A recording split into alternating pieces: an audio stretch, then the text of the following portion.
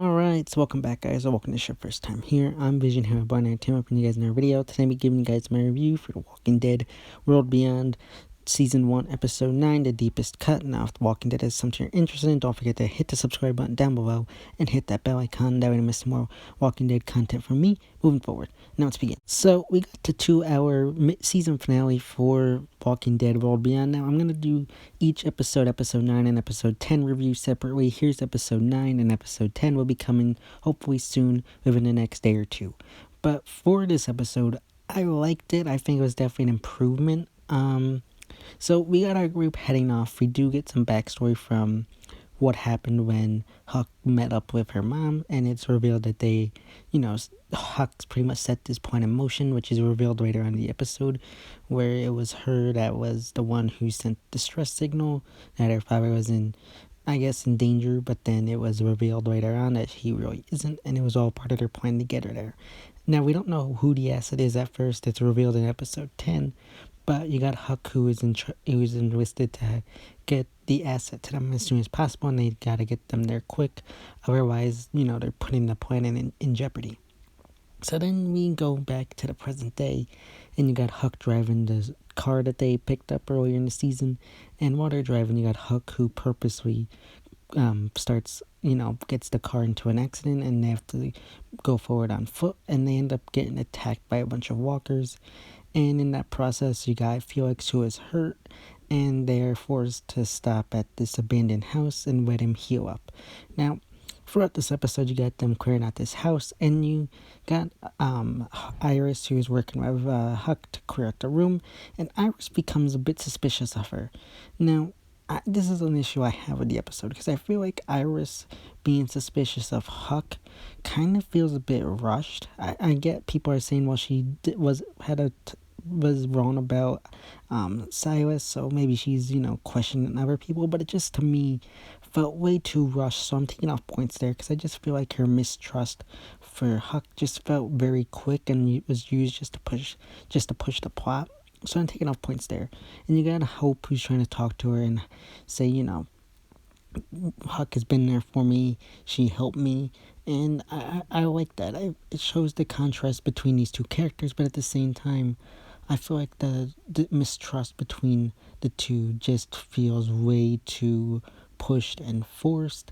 Now, we do get some stuff with Elton in this episode. Now, he ends up scavenging, and I feel like he's having a bit of an identity crisis as he learns that his mom isn't who he thought she was, and he ends up tearing up his book that he was created, and he ends up finding Percy, and Percy and him end up having a chat. Now, Percy is just a hallucination. Now, I don't really like this. I always hate when they do this whole hallucination thing, because it takes you out of the immersion. It's not real, and I don't know, I just don't like it. So I'm taking off points there. But you have Percy, who helps him, through this issue. And again, this is another area where I feel like it was forced, with Percy talking to him and getting him on the right track of where he needs to go.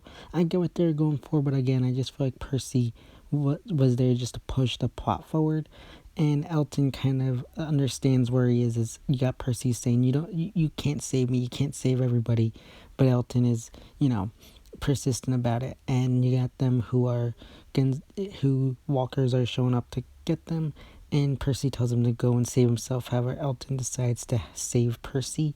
So we finally get some scenes of Elton finally killing some walkers, and I liked it. Again, I feel like the way he did it, though, felt like they were wasting time in a way.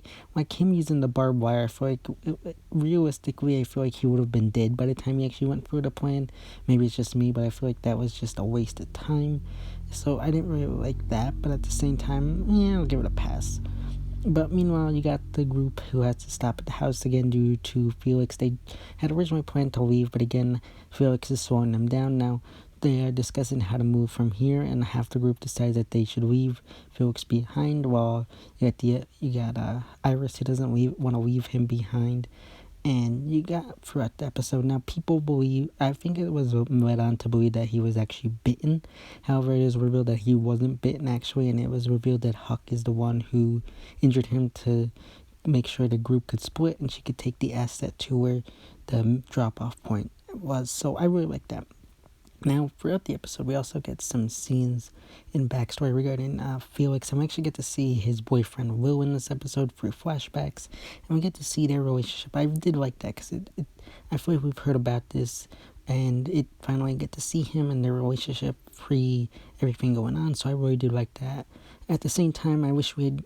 I feel like something about it. I don't know. I feel like we should have had Will mentioned more. That way, it was a bit more of a big thing. But at the same time, I'm okay with it. I'm not like gonna take off points there. I did like how they showed their relationship and leading up to this moment and everything. Like, it also made it feel like Felix was gonna die, and that's where I feel like they were trying to make you believe that he was bitten, but in reality, it was just Huck who injured him. Now, again, we got Iris who's questioning Huck, and while they're cleaning at this house, you got Huck saying that they found a room, but it's just bodies in there, which makes Iris even more suspicious.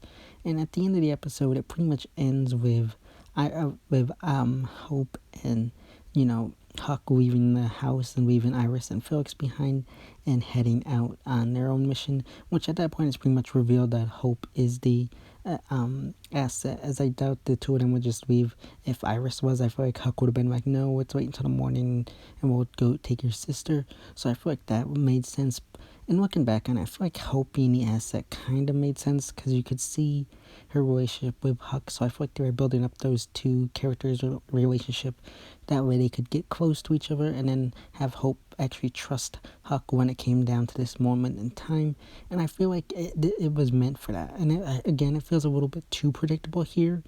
I'm still going to take off points, but not that many points here because I kind of am okay with it. But you got them who leave in the middle of the night, and you got Iris who wakes up Felix in the middle of the night, and Felix realizes that someone took his gun and that they've been left behind, and it's revealed that Hope had took his gun, and that she and Huck have left and are heading out to Huck's arrangement point.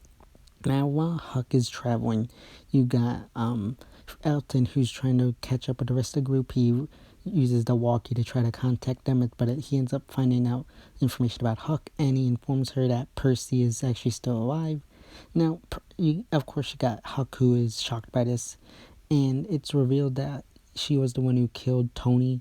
And I feel like at this moment they were trying to make you believe that she was going out to, kill Percy and go and tie up the loose ends. However, it didn't go down that way, so I feel like they misled us there, which is kind of frustrating. I think it would have been a good way to do the story, but at the same time, I understand what they were going for. But then you got that's pretty much where the story ends up. But you do get a post-credit scene where you see this African-American man, and it's revealed to be Will, who's running for the woods, and you hear gunshots, and he's, I guess, trying to escape and is running away from CRM soldiers. So that was very interesting as well. Overall, I felt this was a decent to good episode. I think it was a more stronger episode, especially being the penultimate episode for the season. I do wish it could have been better. I feel like there are certain areas where it could have been improved, but at the same time, I feel like they needed to rush certain things due to only being 10 episodes. So I do feel like this is one of those incidents where an expanded season could have helped. But at the same time, I understand what they're going for, and I can kind of give it a pass. But if I had to give this episode a grade, I'd probably give it an 8.5 out of 10. Nothing higher. I think it was a decent episode, 8 to 8.5 out of 10. Nothing higher, but definitely a good episode. And I'm definitely curious to see, and I definitely really liked how it set up the next episode in episode 10, the finale. So it's definitely a good, strong episode, but I'm only going to give it an 8 to an 8.5 out of 10. But let me know your thoughts and opinions about the episode in the comment section down below. So yeah, guys, that's my review of The Walking Dead World Beyond Season 1, Episode 9, The Deepest Cut. As always, if you like this video, don't forget to give it a big thumbs up and share. Don't forget to hit the subscribe button down below and hit that bell icon. That would miss any more Walking Dead content from me moving forward. And you go follow me on Instagram and Twitter, which is linked in the back section of my YouTube channel. As always, it's been Vision Hero Boy Entertainment, and I'll see you next time.